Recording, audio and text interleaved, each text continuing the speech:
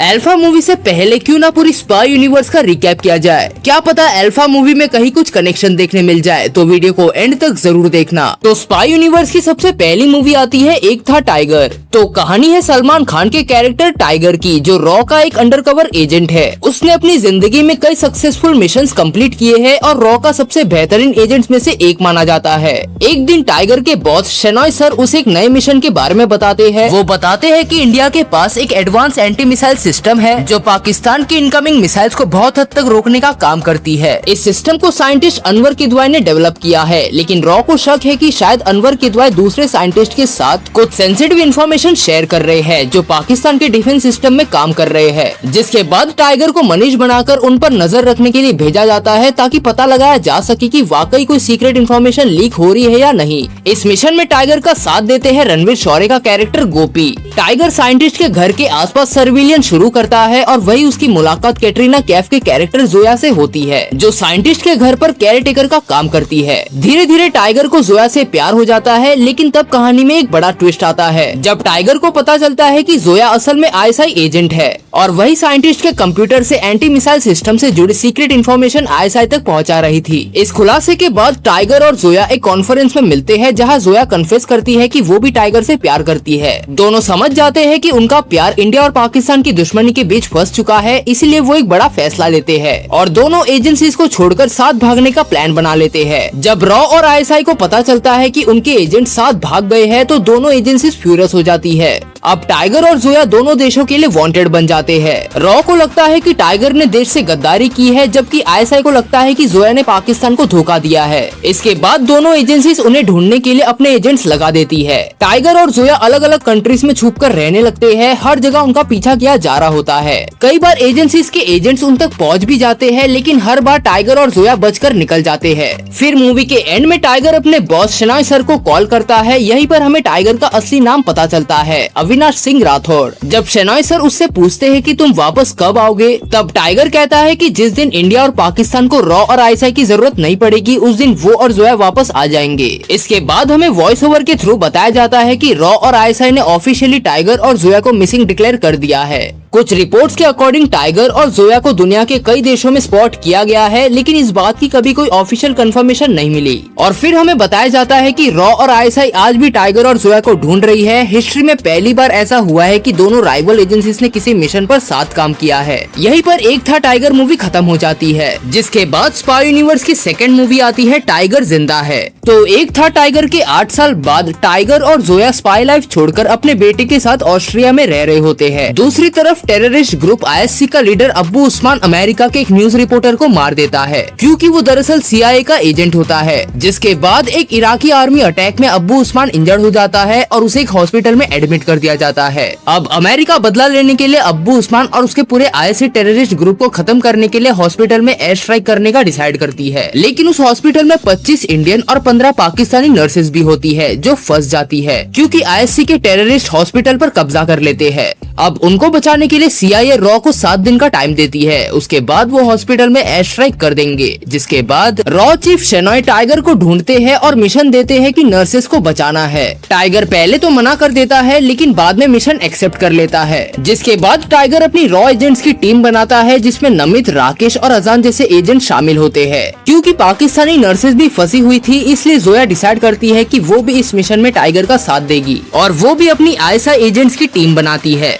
Raw और ISI के agents पहली बार एक ही मिशन पर साथ काम करते हैं। जिसके बाद जोया अंडरकवर जाकर अब्बू उस्मान के राइट हैंड मैन बगदवी के ग्रुप में घुस जाती है। बगदवी और उसके टेररिस्ट औरतों को गुलाम बनाकर रखते थे, इसलिए जोया अपने इंटेलिजेंस से उनके ट्रस्ट में आती है और सही वक्त का इंतजार करती है। जिसके बाद टाइगर और उसकी टीम हॉस्पिटल के पास रिफाइनरी एरिया में घुसकर रेस्क्यू ऑपरेशन की तैयारी करते हैं। वहाँ वो तौबान से मिलते हैं, जिनको प्ले किया है परेश रावल ने। ये उस ऑयल रिफाइनरी का लेबर कॉन्ट्रैक्टर होता है, लेकिन बाद में पता चलता है कि तौबान दरअसल एक अंडरकवर रॉ एजेंट है, जिनका रियल नेम है फिरदौस और वो पिछले काफी समय से इराक में इंडिया के लिए जासूसी कर रहे थे। जिसके बाद जब रेस्क्यू ऑपरेशन शुरू होता है तो टाइगर और उसकी टीम टेररिस्ट पर अटैक कर देते हैं। जोया भी बगदवी को मार देती है, लेकिन मिशन के दौरान अजान शहीद हो जाता है, जिससे सबको बड़ा झटका लगता है। जिसके बाद अब्बू उस्मान जोया को पकड़ लेता है। जोया को बचाने के लिए टाइगर खुद सरेंडर कर देता है, लेकिन टाइगर मौका मिलते ही उससे लड़ता है। है, जिसके बाद क्लाइमेक्स में फिरदौस अब्बू उस्मान को गोली मार के खत्म कर देता है। इसी बीच सारी इंडियन और पाकिस्तानी नर्सेज सेफली निकल जाती है और अमेरिका की एयर स्ट्राइक हॉस्पिटल को उड़ा देती है, जिससे सारे टेररिस्ट का भी दी एंड हो जाता है। टाइगर और जोया भी बचकर निकल जाते हैं और मिशन सक्सेसफुल हो जाता है।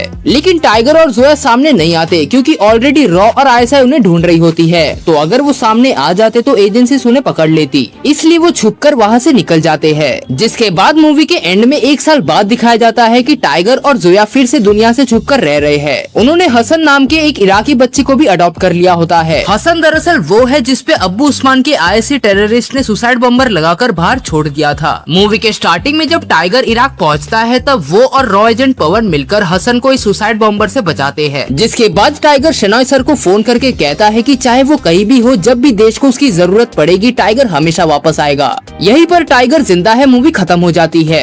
जिसके बाद स्पाई यूनिवर्स की 3rd मूवी आती है वॉर। कहानी शुरू होती है जब इंडिया का सबसे elite raw agent Hrithik Roshan का कैरेक्टर कबीर अचानक रॉ के एक ऑफिसर को मार देता है और रोग एजेंट बनकर भाग जाता है। रॉ और इंडियन गवर्नमेंट के लिए बहुत ही शॉकिंग था क्योंकि कबीर उनका सबसे ट्रस्टेड एजेंट था। जिसके बाद रॉ के जॉइंट सेक्रेटरी आशुतोष राणा का कैरेक्टर कर्नल लूथरा कबीर को रोकने के लिए उसके ही स्टूडेंट टाइगर श्रॉफ के कैरेक्टर खालिद को मिशन देते हैं। फिर कहानी फ्लैशबैक में चली जाती है जिसमें हमें पता चलता है कि खालिद के पिता मेजर अब्दुल रहमानी ने देश के साथ गद्दारी की थी, जिसकी वजह से कबीर अपने पार्टनर को खो देता है और फिर कबीर अब्दुल रहमानी को गोली मार के खत्म कर देता है। अपने परिवार पर लगे इस दाग को मिटाने के लिए खालिद आर्मी ज्वाइन करता है और कबीर की एलिट टीम का हिस्सा बनता है। शुरू में कबीर उस पर भरोसा नहीं करता, लेकिन धीरे धीरे खालिद अपनी देशभक्ति और हिम्मत से कबीर का भरोसा जीत लेता है। जिसके बाद एक मिशन के दौरान कबीर नोटिस करता है कि खालिद राइट साइड के कुछ टारगेट्स मिस कर देता है। तब खालिद बताता है कि बचपन में उसके पिता की गद्दारी की वजह से कुछ लोगों ने उस पर हमला किया था, जिससे उसकी राइट आई का विजन डैमेज हो गया था। ये बात कबीर को हमेशा याद रह जाती है। जिसके बाद कबीर और उसकी team international terrorist Rizwan Ilyasi का पीछा करने लगती है। अब कबीर की टीम की जो एक मेंबर होती है अदिति, जिनको प्ले किया है अनुप्रिया गोयनका ने, ये सेम एक्ट्रेस हमें टाइगर जिंदा है मूवी में भी दिखती है इंडियन नर्स के रोल में। अब सेम यूनिवर्स में एक ही एक्ट्रेस ने 2 कैरेक्टर्स प्ले किया है। ये मिस्टेक इसलिए हुआ है क्योंकि वॉर मूवी तक स्पाई यूनिवर्स ऑफिशियली अनाउंस नहीं हुई थी। खैर, रिजवान इलियासी को पकड़ने के मिशन के दौरान उन्हें पता चलता है कि उनकी टीम का एक मेंबर सौरभ गद्दार है और शूट आउट शुरू हो जाता है जिसमें कबीर घायल हो जाता है और बाद में खालिद उसे बताता है कि उसने सौरभ को मार दिया है। प्रेजेंट डे में कबीर को गद्दार समझा जा रहा होता है जबकि खालिद उसका पीछा कर रहा होता है। दूसरी तरफ कबीर दुनिया भर में रिजवान इलियासी से जुड़े लोगों को खत्म कर रहा होता है, लेकिन एक को मारना अभी भी बाकी था। अब वो कौन है उसके बारे में कबीर को भी नहीं पता रहता। जिसके बाद फ्लैशबैक में दिखाया जाता है कि कबीर अपने मिशन के दौरान एक सिविलियन वुमेन वानी कपूर के कैरेक्टर नैना की मदद लेता है, जिसकी एक बेटी भी होती है रूही। अब नैना को कबीर से प्यार हो जाता है, लेकिन तब नैना को सच पता चलता है कि कबीर उससे प्यार नहीं करता, वो तो बस उसे अपने मिशन के लिए यूज कर रहा था। लेकिन सच जानने के बाद भी नैना कबीर के मिशन में साथ देने का डिसाइड करती है। इसी दौरान कबीर को पता चलता है कि रिजवान इलियासी ने प्लास्टिक सर्जरी करवाकर अपनी पहचान बदल ली है और अब वो फिरोज कॉन्ट्रैक्टर के नाम से रह रहा है। लेकिन जब इलियासी को नैना के रोल का पता चल जाता है तो वो उसे मार देता है। देन प्रेजेंट टाइम में जैसे जैसे कहानी आगे बढ़ती है, कबीर खालिद को पूरा सच बता देता है कि इंडियन सिस्टम में 4 लोग ऐसे हैं जो रिजवान इलियासी के साथ मिले हुए हैं, जिसमें से 3 को तो उसने मार दिया है,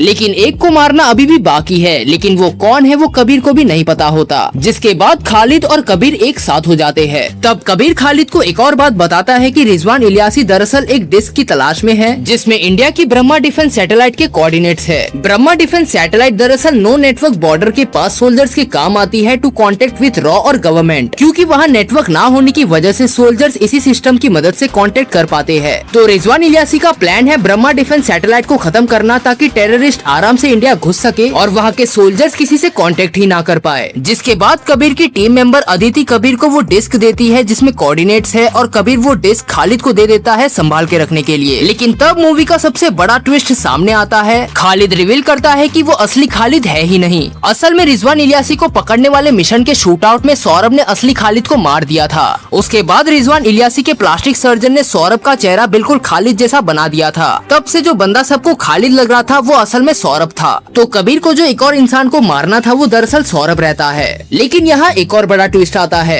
कबीर बताता है कि उसे काफी पहले ही पता चल गया था कि ये असली खालिद नहीं है। उसने नोटिस किया था कि असली खालिद की राइट आई में डिफेक्ट था और वो राइट साइड के टारगेट्स मिस करता था, जबकि ये नकली खालिद बिना किसी दिक्कत के परफेक्ट निशाना लगा रहा था। इसी क्लू से कबीर समझ गया था कि उसके सामने जो बंदा है वो असली खालिद नहीं है और कबीर ने जो कोऑर्डिनेट्स वाली डिस्क खालिद को दी थी उसमें कोऑर्डिनेट्स गलत थे और कबीर ने अदिति के जरिए उस डिस्क में एक जीपीएस ट्रैकर भी लगवा लिया था क्योंकि उसे पता था कि कोऑर्डिनेट्स मिलने के बाद सौरभ सबसे पहले रिजवान इलियासी के पास ही जाएगा और ऐसा ही होता है। क्लाइमेक्स में सौरभ आर्टिक रीजन में रिजवान इलियासी से मिलता है और जीपीएस ट्रैकर की मदद से कबीर भी उस लोकेशन में पहुंच जाता है। अब रिजवान और सौरभ ने जो मिसाइल छोड़ी थी ब्रह्मा डिफेंस सैटेलाइट को डिस्ट्रॉय करने के लिए, वो मिसाइल उनके पास ही रिटर्न आ रही होती है क्योंकि कबीर ने उस डिस्क में कोऑर्डिनेट्स चेंज कर दिए थे। तब वहाँ सिचुएशन बिगड़ जाती है और सौरभ खुद ही रिजवान इलियासी को मार देता है और वहाँ से भाग जाता है। जिसके बाद एक पुराने चर्च में कबीर और सौरभ के बीच एक फाइट होती है जिसमें कबीर सौरभ को मार देता है और मिशन सक्सेसफुल हो जाता है। जिसके बाद रॉ को सच पता चल जाता है कि कबीर कभी गद्दार था ही नहीं, वो पूरे मिशन के दौरान अंडरकवर काम कर रहा था ताकि रिजवान इलियासी और उसके नेटवर्क को खत्म कर सके। जिसके बाद मूवी के एंड में खालिद को वीर पुरस्कार से सम्मानित किया जाता है जिसको उसकी माँ कलेक्ट करती है और दूसरी तरफ कबीर नैना से किया हुआ वादा याद रखता है और उसकी बेटी रूही को अडॉप्ट कर लेता है। यहीं पर वॉर मूवी खत्म हो जाती है।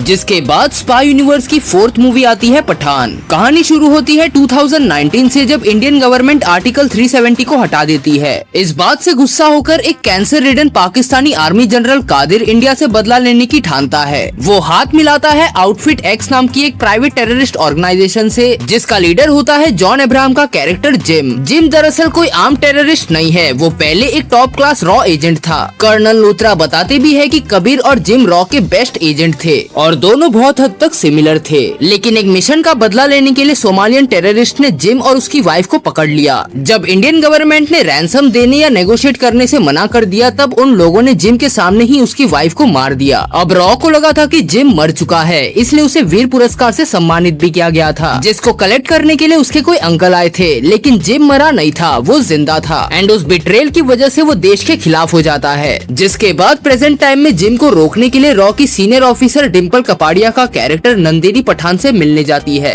तब हमें पठान की बैक स्टोरी पता चलती है कि पठान दरअसल एक अनाथ बच्चा था जो एक मूवी थिएटर में मिला था। वो बड़ा होकर आर्मी ज्वाइन करता है और एक मिशन के दौरान उसने अफगानिस्तान के एक छोटे से गांव को मिसाइल अटैक से बचाया था। जिसके बाद वहाँ के लोगों ने उसे अपना बेटा मान लिया और उसका नाम रख दिया पठान। जिसके बाद वो रॉ ज्वाइन करता है और रॉ का बेस्ट एजेंट बन जाता है। देन रॉ ऑफिसर नंदिनी और पठान मिलकर एक नई यूनिट बनाते हैं जिसका नाम होता है जोकर, यानी कि joint operations and covert research. इस यूनिट में उन एजेंट्स को रखा जाता है जो किसी ट्रॉमा या इंजरी की वजह से रिटायर हो चुके हैं पर अभी भी देश के लिए कुछ करना चाहते हैं। और यहाँ पर हमें रॉ के जॉइंट सेक्रेटरी कर्नल लूथरा भी देखने मिलते हैं। जिसके बाद रॉ को इंटेल मिलती है कि जिम की आउटफिट एक्स दुबई में इंडिया के प्रेसिडेंट के साथ कुछ करने वाले हैं। पठान वहाँ पहुँचता है पर उसे समझ जाता है कि जिम का असली प्लान प्रेसिडेंट को मारना नहीं बल्कि 2 टॉप इंडियन साइंटिस्ट को किडनैप करना था। लेकिन जिम उनमें से एक डॉक्टर साहनी को ही किडनैप कर पाता है। जिसके बाद मिशन के दौरान पठान को एक कोडवर्ड पता चलता है रक्तबीज। इसका पता लगाने के लिए वो स्पेन जाता है जहाँ उसकी मुलाकात x ISI agent Deepika Padukone के कैरेक्टर रुबई से होती है जो जिम की आउटफिट एक्स ग्रुप की मेंबर होती है। जिम के इस ग्रुप में दुनिया के ऑलमोस्ट सभी एजेंसीज के एक्स एजेंट्स होते हैं सिवाय एक एक्स रॉ एजेंट के, इसलिए जिम पठान को उसकी टीम में शामिल होने का ऑफर देता है। लेकिन पठान वो ऑफर साफ मना कर देता है। जिसके बाद जिम उसके लोगों को पठान को मारने का ऑर्डर देके वहाँ से चला जाता है। लेकिन तभी सरप्राइजिंगली रुबई पठान की जान बचाती है। तब हमें रुबई की बैक स्टोरी भी पता चलती है कि उसके पापा मिडिल ईस्ट में जर्नलिस्ट थे जिन्होंने कुछ ज्यादा सवाल जवाब कर दिए थे, इसलिए उन्हें टॉर्चर करके मार दिया गया। फिर रुबई अपनी माँ के साथ पाकिस्तान आ जाती है, वहाँ वो डॉक्टर बनती है और फिर वो आईएसआई ज्वाइन कर लेती है। जिसके बाद रुबई पठान को बताती है कि रक्तबीज नाम की एक चीज है जिसे रशिया की एक हाई सिक्योरिटी वॉल्ट में रखा है जो 7 दिन में जिम के पास डिलीवरी होने वाली थी, इसलिए उससे पहले पठान और रुबई उसे चुराने का प्लान बनाते हैं। मतलब इस रक्तबीज को पाने के लिए ही रुबई जिम के टीम का हिस्सा थी। जिसके बाद पठान और रुबई मिलकर रशिया की हाई सिक्योरिटी वॉल्ट को तोड़ के रक्तबीज को हासिल कर लेते हैं। लेकिन तब आता है ट्विस्ट, रुबई पठान को धोखा दे देती है।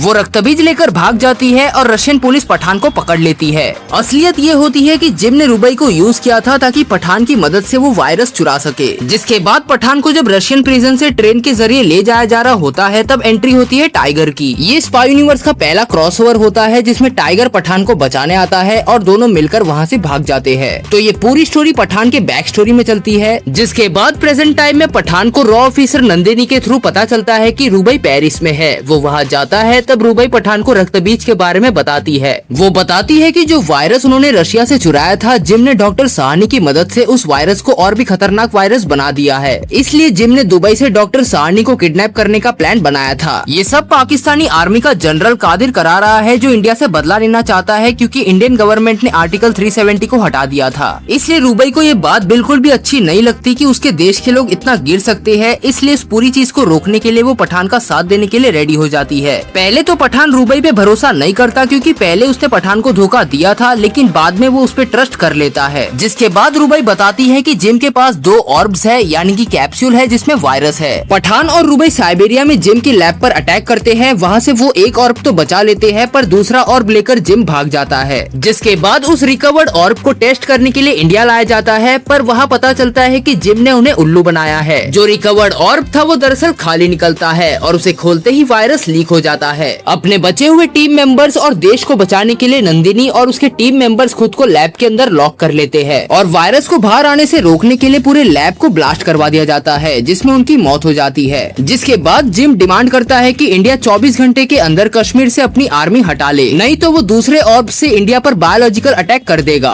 पठान को पता चलता है कि जिम ने वायरस को एक मिसाइल में फिट किया है, जो अफगानिस्तान से दिल्ली पर गिराई जाएगी। पठान, रुबई और उनकी जोकर टीम अफगानिस्तान में जिम के हाइडआउट पर अटैक करती है। रुबई मिसाइल लॉन्च तो रोक लेती है, लेकिन तब उन्हें पता चलता है कि मिसाइल में ऑर्ब्स तो है ही नहीं। जिम ने उन्हें कंफ्यूज करने के लिए ये सब किया था। उसका प्लान दरअसल एक पैसेंजर प्लेन के जरिए वायरस को दिल्ली के एयर स्पेस में क्रैश करने का था, जिसको रोकने का रिमोट जिम के पास था। जिसके बाद पठान और जिम की एक जबरदस्त फाइट होती है। पठान जिम से रिमोट छीन लेता है, वायरस डीएक्टिवेट करता है और जिम का वीर पुरस्कार छीनकर उसे एक गहरी खाई से नीचे फेंक देता है, लेकिन उसकी डेड बॉडी नहीं दिखाई गई है। तो पॉसिबल है कि स्पाई यूनिवर्स की फ्यूचर मूवीज में हमें जिम का कैरेक्टर देखने मिल सकता है। जिसके बाद एंड में मिशन सक्सेसफुल हो जाने के बाद पठान को जोकर यूनिट का हेड बना दिया जाता है और जिम का वीर पुरस्कार पठान रॉ ऑफिसर नंदिनी की फोटो के सामने रख देता है, ये कहते हुए कि उस वीर पुरस्कार की असली हकदार वो है, ना कि जिम। यहीं पर पठान मूवी एंड हो जाती है। जिसके बाद आती है स्पाई यूनिवर्स की 5th मूवी टाइगर 3। तो स्टोरी शुरू होती है 1999 में लंदन से, जिसमें हमें कैटरीना कैफ के कैरेक्टर जोया की बैक स्टोरी बताई जाती है कि वो अपने फादर रेहान नजर को बहुत रिस्पेक्ट करती है। रेहान दरअसल ISI के एक सीनियर एजेंट होते हैं, लेकिन एक दिन कार बॉम्ब ब्लास्ट में रेहान की मौत हो जाती है, क्योंकि 1999 में पाकिस्तान में डेमोक्रेसी हटाकर मिलिट्री डिक्टेटरशिप लागू की गई। तब रेहान इस चीज के खिलाफ थे, इसलिए उन्हें रास्ते से हटाने के लिए उनकी कार में बॉम्ब ब्लास्ट करवा दिया गया। उनकी डेथ के बाद उनका स्टूडेंट इमरान हाशमी का कैरेक्टर आतिश रहमान जोया के पास आता है और उसे ISI ज्वाइन करने के लिए मोटिवेट करता है। जिसके बाद जोया उसे अपना मेंटर मान लेती है। जिसके बाद प्रेजेंट टाइम में कई सालों बाद रॉ चीफ मैथिली मेनन, जिनको शेनॉय सर के बाद रॉ का चीफ बनाया गया है, एंड वो टाइगर को एक मिशन देती है। टाइगर का पुराना दोस्त और रॉ एजेंट गोपी अफगानिस्तान में पकड़ा गया होता है। जिसके बाद टाइगर वहाँ जाता है और वो गोपी को बचाता है, लेकिन बहुत मार खाने के कारण गोपी मरने की हालत में होता है। लेकिन मरने से पहले गोपी टाइगर को एक शॉकिंग बात बताता है कि जोया पाकिस्तान के एक सीक्रेट मिशन में इन्वॉल्व है। ये सुनकर टाइगर शॉक हो जाता है। जिसके बाद मैथिली मेनन टाइगर को बताती है कि जिब्रान शेख नाम का एक इंसान है, जो पाकिस्तान की एक मिलिटेंट ऑर्गेनाइजेशन में आर्म सप्लायर का काम करता था, जिसके पास कुछ सीक्रेट इन्फॉर्मेशन भी थी। लेकिन गोपी के पकड़े जाने के बाद वो एक्सपोज हो जाता है और पकड़े जाने की डर की वजह से वो रशिया आ जाता है। टाइगर रशिया पहुंचता है जिब्रान को बचाने के लिए, लेकिन वहाँ वो देखता है कि जोया खुद जिब्रान को मारने की कोशिश कर रही है।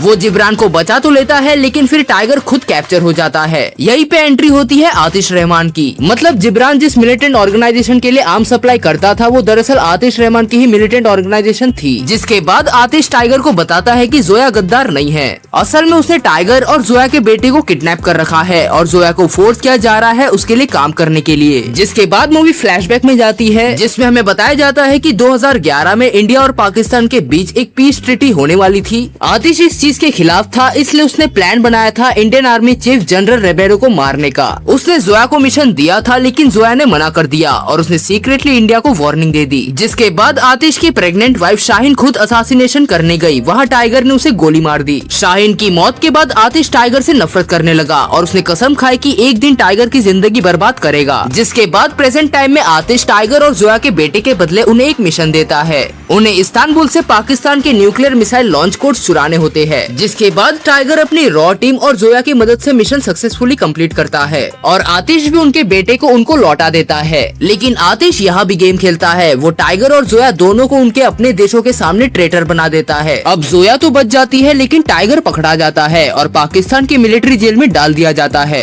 उसे डेथ सेंटेंस मिल जाता जाता है, लेकिन तब एंट्री होती है पठान की। पठान टाइगर को जेल से एस्केप करने में मदद करता है, जिसके बाद एस्केप के बाद टाइगर इस्लामाबाद पहुंचता है। यहाँ उसकी मुलाकात होती है हसन से, जिसे हमने टाइगर जिंदा है मूवी में देखा था। हसन अब बड़ा हो चुका है और टाइगर को अपने फादर की तरह मानता है, जिसके बाद टाइगर को पता चलता है कि आतिश का असली टारगेट इंडिया नहीं है, उसका टारगेट है पाकिस्तान की प्राइम मिनिस्टर नजरीन ईरानी, क्योंकि नजरीन इंडिया पाकिस्तान के बीच शांति चाहती थी। आतिश और Pakistani army chief general Imtiaz हक मिलकर उनका मर्डर करना चाहते हैं और पाकिस्तान पर कब्जा करना चाहते हैं। जिसके बाद टाइगर, जोया और उनकी टीम सीक्रेटली पाकिस्तान पीएमओ में घुस जाती है और वो नजरीन ईरानी को पूरी साजिश बताते हैं। शुरू में पीएम को यकीन नहीं होता, लेकिन जब जनरल हक खुद अटैक करने पहुंचता है तब उन्हें सच पता चल जाता है। जिसके बाद टाइगर और जोया पीएम को एक अंडरग्राउंड बंकर में ले जाते हैं उनको सेफ रखने के लिए। अब टाइगर की टीम में 2 ISI एजेंट्स होते हैं, अबरार और जावेद, लेकिन तब एक बड़ा ट्विस्ट आता है। जावेद असल में आतिश का आदमी निकलता है, वो दरअसल आतिश की पत्नी शाहीन का भाई होता है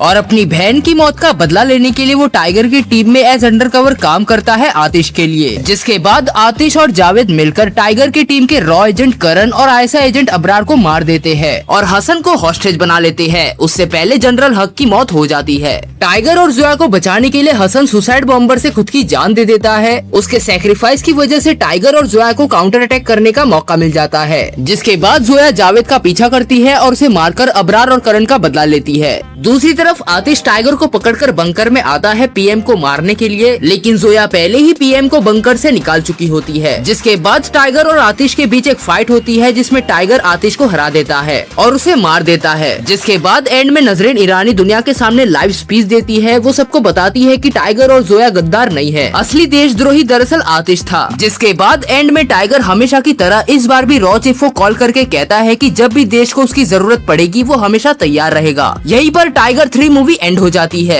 जिसके बाद स्पाई यूनिवर्स की 6th मूवी आती है वॉर 2। मूवी की शुरुआत होती है कबीर से, जो दुनिया की नजर में अब एक रोग एजेंट और देशद्रोही बन चुका है। सबको लगता है कि उसने देश से गद्दारी की है और पैसे के लिए कॉन्ट्रैक्ट किलिंग्स कर रहा है, लेकिन असल सच कुछ और होता है। कबीर सीक्रेटली कर्नल लूथरा के लिए एक अंडरकवर मिशन पर होता है। उसका टारगेट है कली कार्टेल, एक ऐसी शैडो ऑर्गेनाइजेशन जो पॉलिटिशियंस, बिजनेसमैन और टेररिस्ट को कंट्रोल करती है और इंडिया की गवर्नमेंट पे घुसना चाहती है। जिसके बाद जापान में कबीर एक डेंजरस माफिया बॉस को मार देता है। उसके बाद कली कार्टेल उसे अपने साथ परमानेंटली काम करने का ऑफर देती है, लेकिन ट्रस्ट टेस्ट के लिए कार्टेल कबीर को एक इम्पॉसिबल मिशन देती है, कर्नल लूथरा को मारने का। सबसे शॉकिंग बात ये होती है कि खुद लूथरा कबीर को ये करने के लिए बोलते हैं ताकि कबीर कार्टेल का भरोसा जीत सके। जिसके बाद कबीर कर्नल लूथरा को मार देता है और पूरे इंडिया में उसकी इमेज एक ट्रेटर की बन जाती है। कर्नल लूथरा की डेथ के बाद रॉ के नए जॉइंट सेक्रेटरी बनते हैं अनिल कपूर के कैरेक्टर विक्रांत कौल। जिसके बाद हमें कर्नल लूथरा की बेटी भी दिखाई जाती है, कियारा अडवाणी का कैरेक्टर काव्या, जो इंडियन एयरफोर्स की विंग कमांडर है। वो रॉ टीम ज्वाइन करती है क्योंकि उसे कबीर को पकड़ना था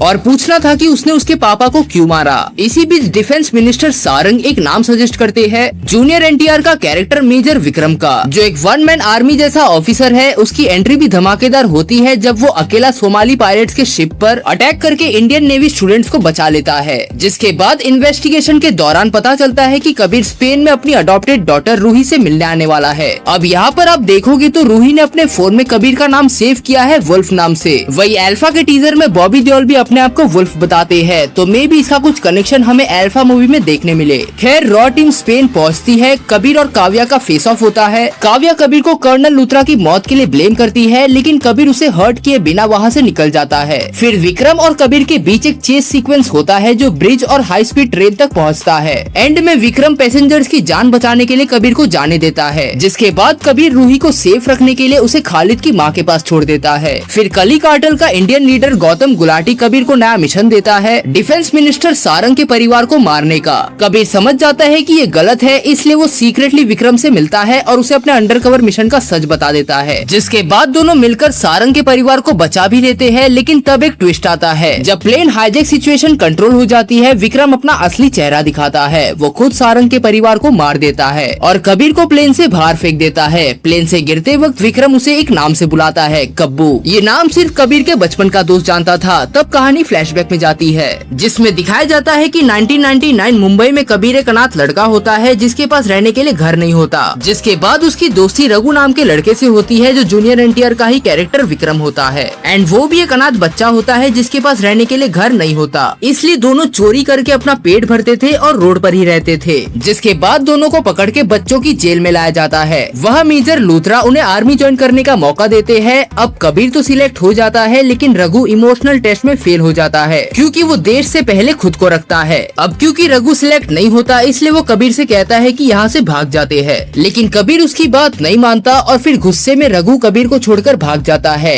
यही रघु बड़ा होकर मेजर विक्रम बनता है। जिसके बाद प्रेजेंट टाइम में कबीर को पता चलता है कि विक्रम शुरू से ही कली कार्टेल के साथ मिला हुआ था। विक्रम गौतम गुलाटी को भी मार देता है और उसका ब्लेम कबीर पर डाल देता है। विक्रम का असली गोल दरअसल कली कार्टेल का इंडिया हेड बनना और पावर हासिल करना था। बाद में कबीर काव्या को पूरा सच बता देता है और दोनों मिलकर सारंग को वॉर्न करने जाते हैं। लेकिन यहाँ एक और ट्विस्ट आता है। सारंग खुद कली कार्टेल का मेंबर होता है। उसने अपने ही परिवार की मौत प्लान की थी ताकि पब्लिक सिंपैथी मिले और वो प्राइम मिनिस्टर को मार के खुद प्राइम मिनिस्टर बन सके, और विक्रम भी उसका पार्टनर होता है। जिसके बाद वर्ल्ड इकोनॉमिक फोरम के दौरान सारंग और विक्रम इंडिया के प्राइम मिनिस्टर को मारने का प्लान बनाते हैं। कबीर अटैक करता है और सारंग को गोली मार देता है, लेकिन वो विक्रम को नहीं मारता। जिसके बाद एंड में बर्फीले इलाके में कबीर और विक्रम की फाइनल फाइट होती है, जिसमें विक्रम रियलाइज करता है कि वो जो कर रहा है वो गलत है, और फिर वो कबीर की हेल्प करता है और उसे बताता है कि प्राइम मिनिस्टर के प्लेन में सारंग के कॉफिन के अंदर बॉम्ब छुपाया गया है। जिसके बाद रॉ टाइम पर बॉम्ब को प्लेन के बाहर फेंक देते हैं और पीएम को बचा लेते हैं। देन मूवी के एंड में विक्रांत कौल पब्लिक के सामने सारा इल्जाम कबीर पर लगा देते हैं। वो बताते हैं कि प्राइम मिनिस्टर को मारने का प्लान कबीर का था और डिफेंस मिनिस्टर सारंग और कर्नल लूथरा को भी कबीर ने ही मारा है। साथ में वो एक और झूठ बोलते हैं कि मिशन के दौरान जूनियर एनटीआर का कैरेक्टर विक्रम शहीद हो गया, लेकिन असली सच ये होता है कि विक्रम जिंदा है। जिसके बाद 9 महीने बाद दिखाया जाता है कि कबीर और विक्रम मिलकर कली कार्टेल के बचे हुए लीडर्स को खत्म कर देते हैं। मतलब यहाँ विक्रांत कौल ने इसलिए झूठ बोला था ताकि कबीर और विक्रम सीक्रेटली कली कार्टेल के बचे हुए लीडर्स को खत्म कर दे और किसी को शक भी ना हो। जिसके बाद दोनों अलग हो जाते हैं और फ्यूचर में फिर साथ देने का प्रॉमिस करते हैं। एंड कबीर और काव्या भी फिर से एक हो जाते हैं। मैंने इसलिए बोला क्योंकि काव्या और कबीर दोनों एक दूसरे को अपने ट्रेनिंग के टाइम से जानते थे। दोनों एक दूसरे से प्यार भी करते थे, लेकिन जब कबीर की पोस्टिंग रॉ में की जाती है तब कबीर को मजबूरी में काव्या को छोड़ना पड़ा था। तो यहीं पर वॉर 2 मूवी एंड हो जाती है। तो देखते हैं अल्फा मूवी में हमें पिछले स्पाई यूनिवर्स मूवीज के कितने रेफरेंसेस और कनेक्शंस देखने मिलते हैं। तब तक इस वीडियो को लाइक करना, हाइप करना और चैनल को सब्सक्राइब करना मत भूलना।